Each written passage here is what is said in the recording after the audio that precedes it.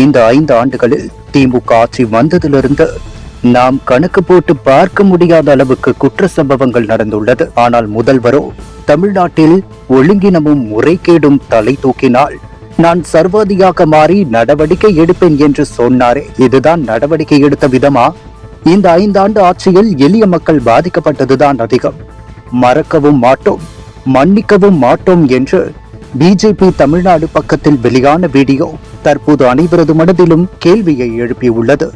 ஒழுங்கினமும் முறைகேடும் தலை தூக்குமானால் நான் சர்வாதிகாரியாக மாறி நடவடிக்கை எடுப்பேன் என்பதை இங்குள்ள அனைவருக்கும் நான் தெரிவித்துக் கொள்ள விரும்புகிறேன்.